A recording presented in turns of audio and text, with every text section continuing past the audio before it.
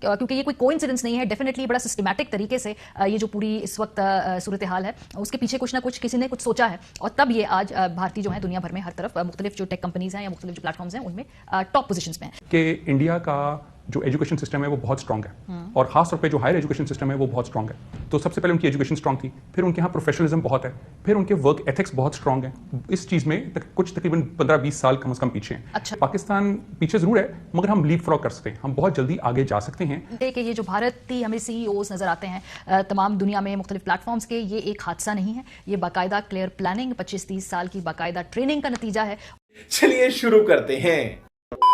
کے لیے یہ کوئنسیڈنس تو نہیں ہے نا کہ اس وقت بہت ساری جو بڑی بڑی اس وقت کمپنیاں ہیں وہاں پر بھارتی سی ای اوز ہیں, یا اس وقت بہت زیادہ ہم ان کی ریپرزنٹیشن دیکھ رہے ہیں گلوبلی. جی بالکل, تھینک یو سو مچ. بالکل آپ صحیح فرما رہی ہیں, بالکل یہ کوئنسیڈنس نہیں ہے.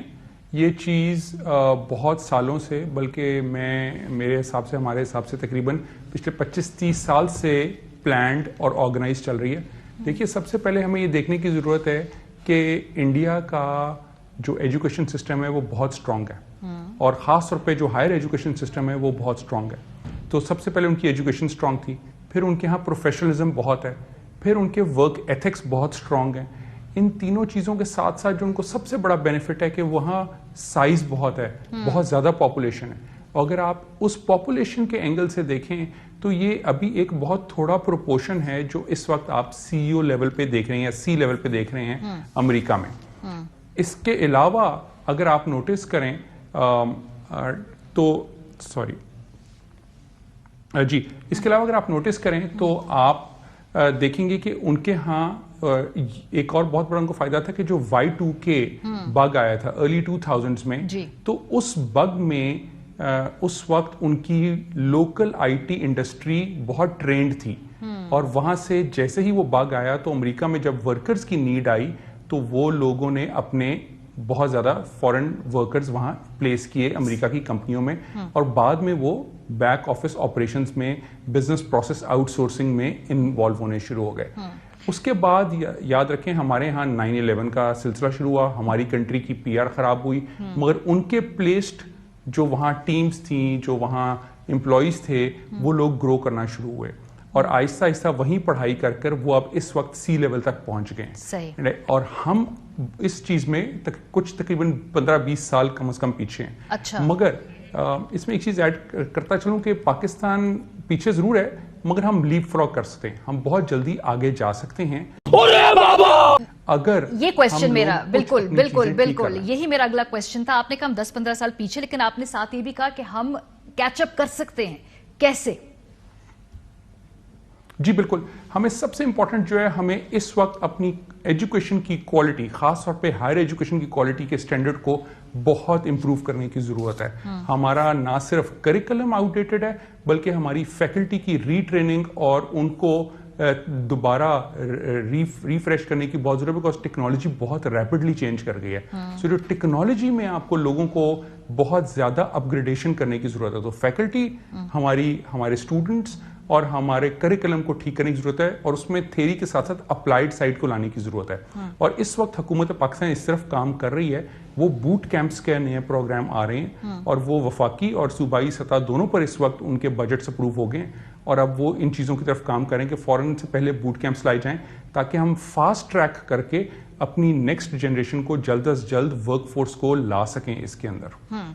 یہ سوال بہت سارے لوگ پوچھتے ہیں, اور میں بھی you are the best person to address it, کہ جب یہ ٹاپ پوزیشنز کے اوپر فار ایگزامپل اگر اس وقت بھارتی بہت زیادہ نظر آتے ہیں, کیا یہ اثر انداز ہوتے ہیں کسی طریقے سے پالیسی کے اوپر, کیا یا نہیں ہوتے؟ یہ وہ ایک پروفیشنل لیول ہی ایک اور ہے, اس لیے کوئی فرق نہیں پڑتا اس سے. دیکھیں جی, جہاں بھی ہیومن ایلیمنٹ آئے گا وہاں ہیومن سینٹیمنٹ آئے گا, اور وہاں ہیومن انفلوئنس آئے گا, چاہے وہ بہت ایکسپلسٹ ہو یا امپلسٹ ہو, آف کورس افیکٹ کرتا ہے, اور بالکل ضرور آتا ہے, بہت فرق پڑتا ہے, پرائیورٹائز ہوتا ہے. جب آپ سوچیں کوئی ایسا پروجیکٹ بھی ہو رہا ہو ان آرگنائزیشنز میں جس میں ان کے پاس آپشن ہو کہ کہیں بھی کیا جا سکتا ہے, تو پہلی پرائیورٹی آتی ہے اچھا جی کیوں نہیں ہم اپنی بہت بڑی پاپولیشن پہ ٹرائی کر لیں پہلے. تو وہاں وہ ٹرائلز اینڈ ٹیسٹ کرتے ہیں, جب اپنے ٹیسٹ اینڈ ٹرائلز وہاں کیے تو پھر وہ کہتے ہیں یہیں اسکیل کر لو پہلے, اینڈ ہینس آپ دیکھیں उनकी मिडिल क्लास कैसे इंप्रूव कर गई है। इसी तरह, और वो फिर जब आपने देखा BPO होता है, लोग बहुत सारा ट्रेवल करते हैं उनकी कंट्रीज में, CEOs बाकी, फिर वो उनको अपने ट्रेडिशंस में इन्वॉल्व करते हैं। फिर एक और बहुत इंपॉर्टेंट बात है कि वहाँ एक बॉलीवुड इफेक्ट भी बहुत है, ज़ाहिर उनका मीडिया एंटरटेनमेंट बहुत स्ट्रांग है, तो वो भी एक इम्पैक्ट लाती है अट्रैक्ट करने में बाकी लोगों को कि वो इंडिया में जाके एक्सपेरिमेंट्स करें, टेस्ट करें, प्रोडक्ट लॉन्चेस करें, स्केल करें। तो ऑफ कोर्स ये बिल्कुल फर्क पड़ता है, और कई जगहों पे इंटेंशनली जरा ज्यादा हो जाता है, but of course there is a certain degree of this influence. हाँ, सो बता, चूंकि आप बहुत क्लोजली काम करते हैं पाकिस्तानियों के साथ, टेक्स्ट जो यहाँ पे स्टार्टअप्स हैं वो भी आप देख रहे हैं, पोटेंशियल क्या है यहाँ पे? जो नौजवान लड़के लड़कियां हैं जिनका रुझान है IT की तरफ है, जिनका रुझान है इस तरफ जदीद टेक्नोलॉजी या डिजिटल जो भी प्लेटफॉर्म्स हैं उनकी तरफ, क्या पोटेंशियल है? देखिए, इनको 2 या 3 चीजों में बाइफरकेट करना। एक हैं फ्रीलांसर्स, ये वो लोग हैं जो अभी ग्रेजुएट कर रहे हैं या पढ़ाई कर रहे हैं और साथ साथ उन्होंने काम करना शुरू कर दिया है। इन लोगों को भी इनकरेज करने के लिए हुकूमत ने ई-कॉमर्स पॉलिसी के साथ फ्रीलांसर्स की पॉलिसी अक्टूबर 2019 में बनाकर लॉन्च की, और फिर स्टेट बैंक ने कुछ फैसिलिटेशंस की, जैसे पहले इनके पैसे आने की लिमिट महीने की $5,000 थी, अब $25,000 कर दी गई है तकरीबन 2 साल पहले। इस तरह की काफ़ी उनको मराहत मिल रही हैं, और उसकी वजह से फ्रीलांसिंग में पाकिस्तान दुनिया में इस वक्त 3रे और 4थे नंबर पर आ रहा है IT फ्रीलांसिंग में। एक ये कैटेगरी है।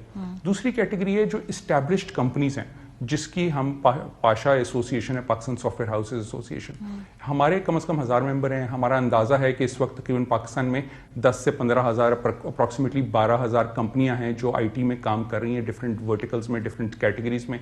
और इस कैटेगरी के अंदर जो काम हो रहा है ये फॉर्मल काम है, और इसमें outsourcing, designing, programming, AI, machine learning, सारे कटिंग एज टेक्नोलॉजीज पर भी काम हो रहा है। सो ये एक कैटेगरी है। एक नई इवॉल्विंग कैटेगरी जो है वो स्टार्टअप्स की है जी। जो स्टार्टअप्स हैं, और बाय द वे जो IT कंपनीज हैं, इसमें इंपॉर्टेंस ये है कि हमारा IT सर्विसेज की जो एक्सपोर्ट है वो तकरीबन 50% पिछले साल से ग्रो की है। हम पहले $1.2 बिलियन पे थे, अब हम $2.1 बिलियन पर चले गए।